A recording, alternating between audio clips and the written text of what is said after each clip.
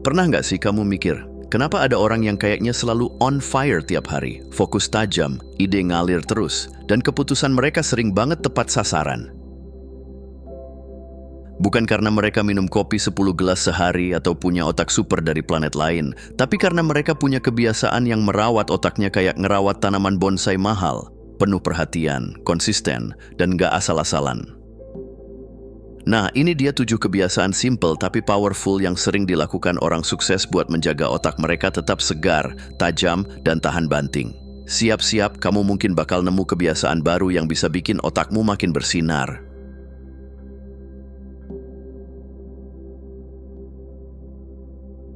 Tidur itu bukan tanda kamu kurang ambisi, tapi justru bukti kamu ngerti cara kerja otak. Saat kamu rebahan dan masuk ke alam mimpi, otakmu sebenarnya lagi kerja lembur. Otak membersihkan sampah-sampah mental, merapikan ingatan, dan menyegarkan sistem saraf. Bisa dibilang tidur itu seperti tombol refresh buat pikiranmu. Orang sukses paham hal ini. Mereka nggak nunggu kelelahan total baru tidur. Mereka punya ritual malam. Mungkin journaling ringan, matiin gadget sejam sebelum tidur, atau cuma duduk tenang di balkon sambil menyeruput teh hangat. Yang penting, konsisten. Karena tidur yang cukup dan teratur jauh lebih bernilai dibanding begadang sok produktif yang ujung-ujungnya cuma bikin kepala berat dan ide buntu. Jadi kalau kamu selama ini mikir tidur itu buang waktu, saatnya ubah sudut pandang. Nggak ada namanya work hard tanpa rest smart. Tidur itu bukan kemewahan, dia adalah pondasi performa otak yang sebenarnya.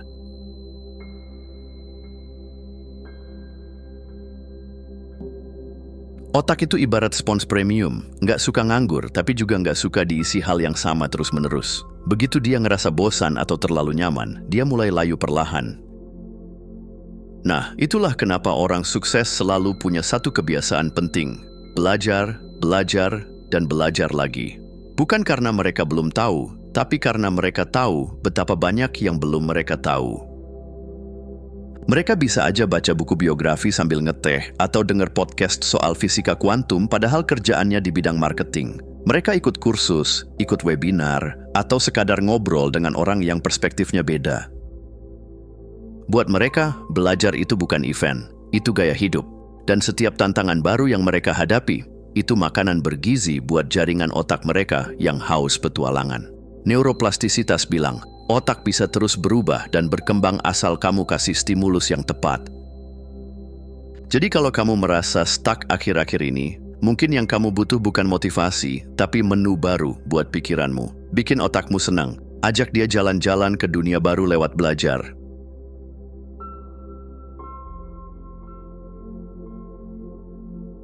Kalau kamu pikir olahraga cuma soal six-pack dan langsing, otakmu butuh update. Karena ternyata, tiap langkah kaki atau tetes keringat yang keluar saat kamu gerak, itu kayak lagu dansa buat neuron-neuron di kepala. Otak nggak cuma suka kamu mikir, tapi juga suka kamu bergerak.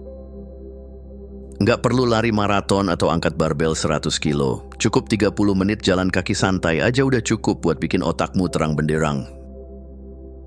Gerakan fisik bantu melancarkan aliran darah, yang artinya oksigen dan nutrisi lebih cepat sampai ke pusat komando di kepalamu.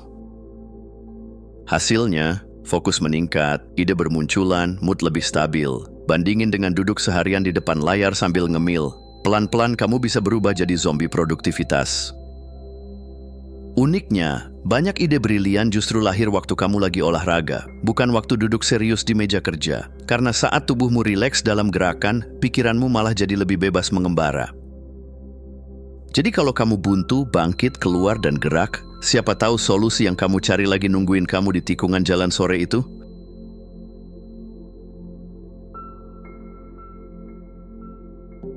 Bayangin otakmu kayak laptop.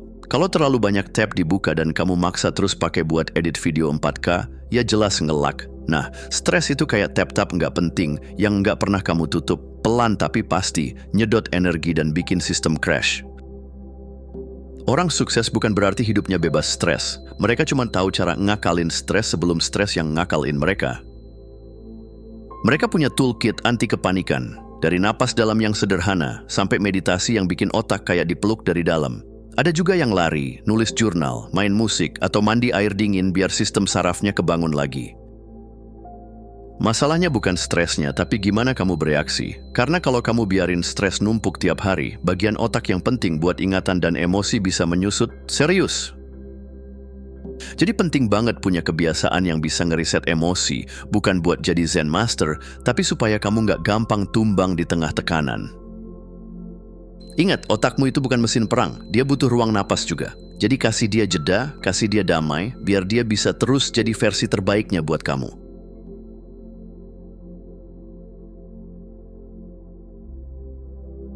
Meski kelihatannya kamu cuma lagi nongkrong bareng temen atau ngobrol santai sama pasangan, sebenarnya otakmu lagi ngelakuin hal yang luar biasa kompleks.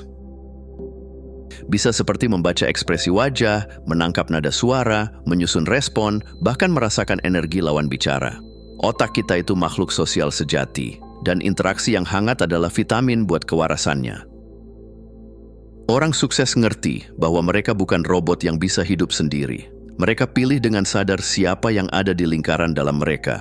Karena mereka tahu, kita bukan cuma makan nasi tiap hari. Kita juga makan energi, ide, dan pola pikir dari orang-orang di sekitar kita.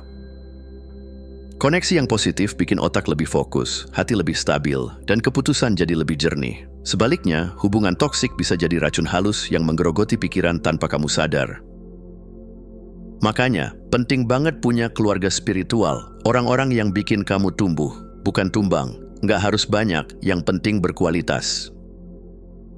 Jadi kalau kamu mau merawat otakmu, jangan cuma mikirin makanan dan tidur. Lihat juga siapa yang kamu ajak ngobrol tiap hari. Karena siapa kamu, seringkali tercermin dari siapa yang paling sering kamu dengar.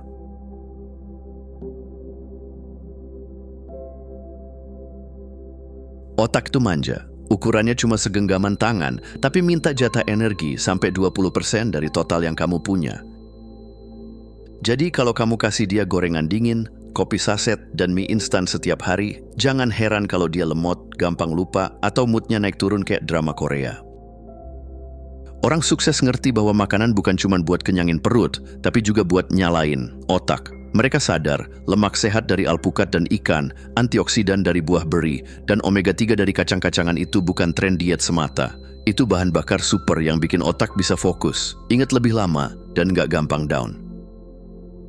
Setiap suapan tuh kayak keputusan finansial buat bank energi otak kamu. Mau ngisi dengan bensin campuran yang bikin ngadat di tengah jalan, atau solar premium yang bikin kamu ngebut sampai deadline. Pilihan ada di tangan, atau lebih tepatnya, di piring kamu. Jadi mulai sekarang, lihat makanan bukan cuma dari rasa atau harga, tapi juga dari efeknya ke performa mentalmu. Karena pikiran cemerlang jarang lahir dari junk food yang cuma menang di iklan, tapi bikin otak kelimpungan di belakang layar.